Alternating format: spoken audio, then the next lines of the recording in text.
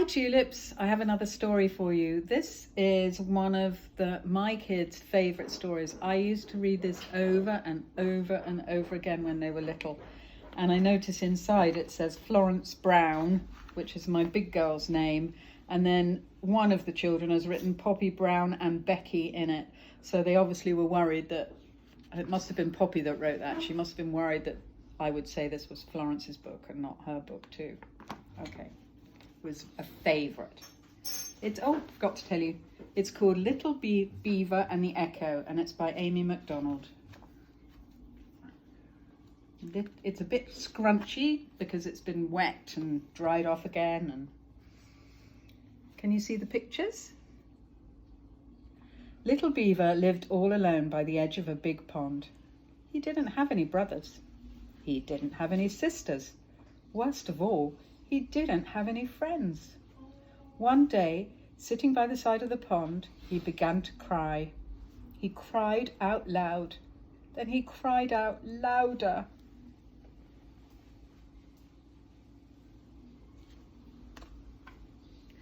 Suddenly, he heard something very strange. On the other side of the pond, someone else was crying too. Little Beaver stopped crying and listened. The other crying stopped. Little Beaver was alone again. "Boo-hoo," he said. "Boo-hoo," said the voice from across the pond. "Wah-wah-wah," said Little Beaver. "Wah-wah-wah," said the voice from across the pond.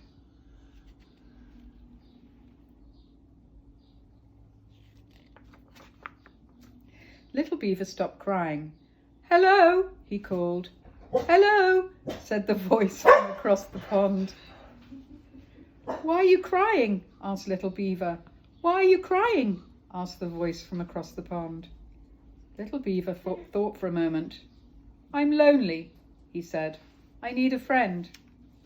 "I'm lonely," said the voice from across the pond. "I need a friend."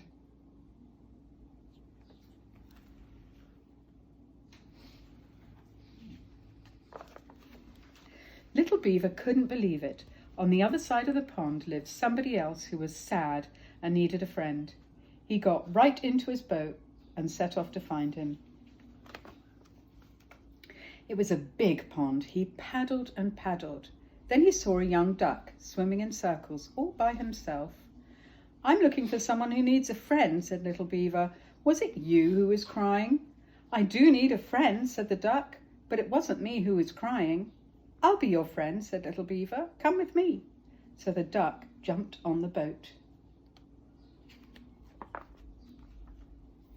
They paddled and paddled, and then they saw a young otter sliding up and down the bank all by himself.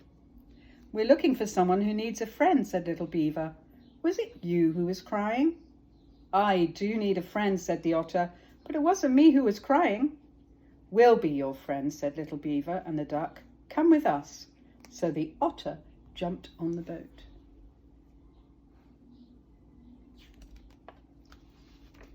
They paddled and paddled, and then they saw a young turtle sunning himself all alone on a rock. It's actually a terrapin. "We were looking for someone who needs a friend," said Little Beaver. "Was it you who was crying?" "I do need a friend," said the turtle, "but it wasn't me who was crying." "We'll be your friends," said Little Beaver and the duck and the otter. "Come with us."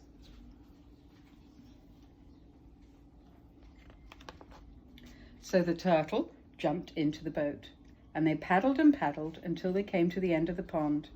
Here lived a wise old beaver in a mud house, all alone. Little Beaver told him how they had paddled all around the pond to find out who was crying. "It wasn't the duck," he said, "and it wasn't the otter, and it wasn't the turtle. Who was it?" "It was the Echo," said the wise old beaver. "Where does he live?" asked Little Beaver. "On the other side of the pond," said the wise old beaver. "No matter where you are, the Echo is always across the pond from you." "Why is he crying?" said Little Beaver. "When you are sad, the Echo is sad," said the wise old beaver. "When you are happy, the Echo is happy too." "But how can I find him and be his friend?" asked Little Beaver. "He doesn't have any friends, And neither do I.